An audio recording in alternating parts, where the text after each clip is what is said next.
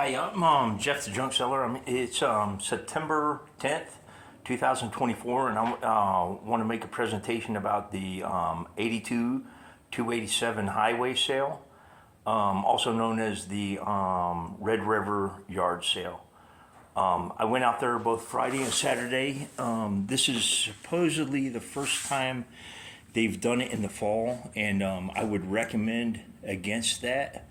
My Friday was very, I don't know how to say, boring. I bought very little. The entire sale, on Friday, I almost regretted, I did regret even going to the sale.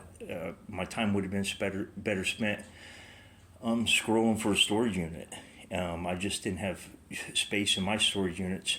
In fact, I'm borrowing a storage unit at the facility where my units are in order to shoot this video because mine are so jammed up. I may make a presentation of that soon enough, but I want to run you through the things that I did get. So on Friday I spent all of $12. I bought this cardboard tube for the documents that I just bought in Athens. I needed something to hold the land deeds and paid $2 for that.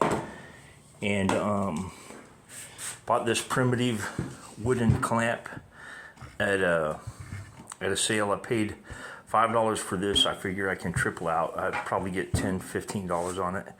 And then these little jelly cups, I paid $1 a piece for each of those, and that was the $12 that I spent on Friday. And then I made it to another sale. I made it to another sale where the people had been flea market vendors at some point. This is Libby. This is Ice Bucket. This is about $20. Well, with the problems that I have with the gold and the trim there, I'll probably sell that for about $8. But I only had 50 cents in it. This tray, it looked like everything is perfect on it. It's Japanese, 1970s. Still got the paper sticker on the back. That's about a $20 tray. I got that at the same place where I only had to pay 50 cents for it. I bought this lid because I thought that it was for Magnolite. And my neighbor at Canton sells an awful lot of Magnolite. And at 50 cents, I'd rather pick it up and take a chance that it's wrong than leave it behind and find out I was right.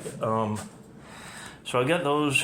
I also bought two Syracuse dinerware little saucers, and I have a person that I know that collects those down at Liberty Flea Market. I sent those with a buddy of mine who sees that girl every once in a while. Now these were $2 each.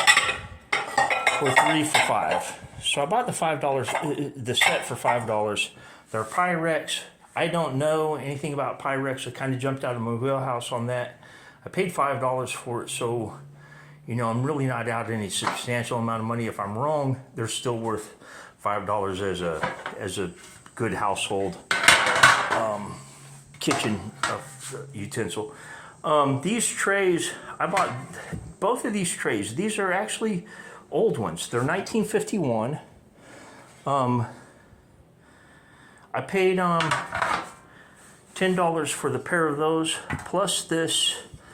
It looks like Mary Mushroom, but it's not marked on the bottom. It's a decanter or a canister with no lid.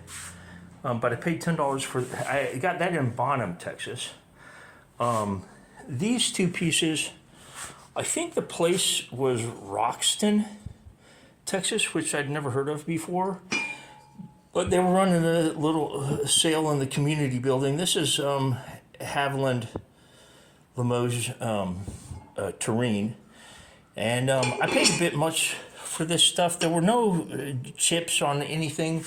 I paid $25 for the pair of them, which I'll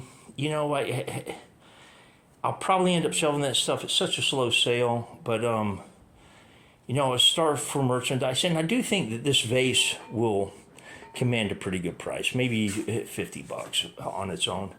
This skillet, I think this was This was a hell of a bargain at $20. It's got the domed lid. I think this is it's either a Wagner or a Griswold. It's a chicken fryer, and the lid is so snug on it that I know that they were made together. They're on the bottom. I can't see any kind of mark. You know, it's got to be put in live for a while to see what the bottom surface is like. I don't know if it's a spinner or not, but at $20, the lid's worth $40, so I was happy to get that. Now, at Honey Grove is damn near a ghost town, and I've got another ghost town, near a ghost town that I went to called Avery, Texas, that I took some footage of that, the bank building there. But at Honey Grove, I got this, and it was $40 for the set. There's one small chip in the cup, and one of these lids is no good. Maybe the smallest of them all. Yeah, this lid is chipped, and this little canister has a little chip, and I'm missing the lid to the tureen. But all of these are Mary Mushroom. They're the Sears Roebuck issue, 1978, and I didn't even expect the set. You know, I figured that there would be some issues. This stuff is just so easily chipped. But I sold a canister with the mushroom knocked off of it not long ago at Canton, and I got, I think, $15 or $20 for it. So when I saw $40 for the set, I just pulled the trigger on it. These, the salt and peppers, I don't know why I have 6 sets, or 3 sets of them.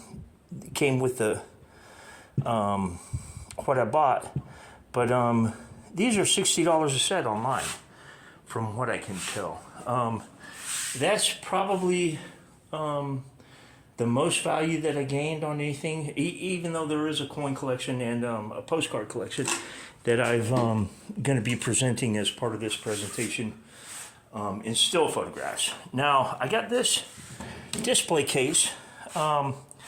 It's wood, it's very heavy glass. It's got a hasp on it. It was $8, and I need display cases. If I decide that I don't like this one, I still think, yeah, as I was saying, if I don't like this display case, I still think that I can probably sell it for $20, $25. It's a well-constructed, heavy wood, heavy glass. And a buddy of mine, I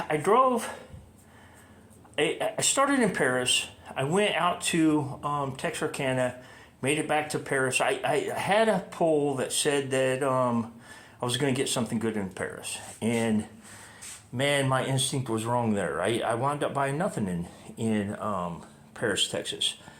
I visited it a couple of times. Went through there 4 different times. But I ended up leaving Bonham.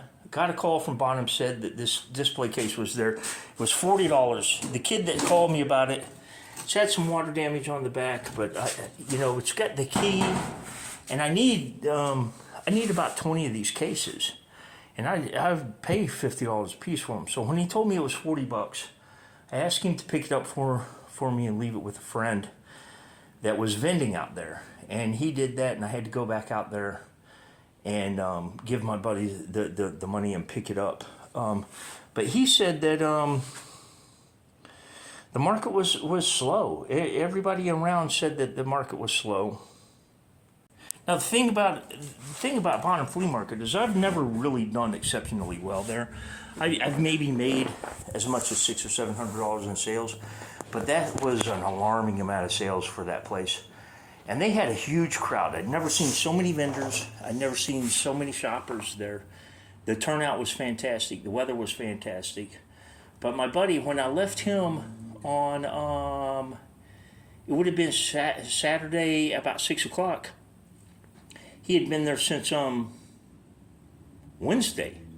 And he had only done, he was only closing in on $300 for the weekend.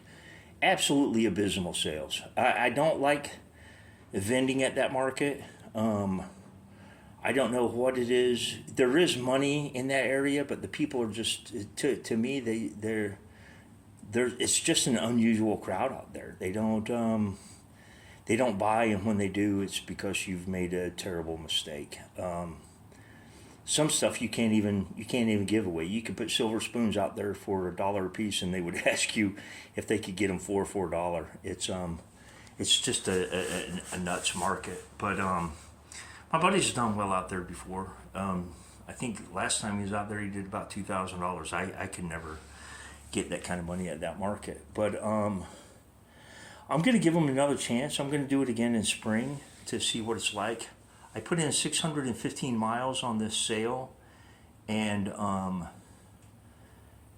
with what I paid for stuff and what I'm going to get out of it, I think that I will probably pay for my fuel and some of the mileage. You know, it's a regrettable adventure because it's not going to be profitable, but you have to go to know. I did get a collection of pictures, and I did get a collection of coins that will be featured in still photographs at the conclusion of this. So I hope that you've enjoyed this, and I hope that you subscribe.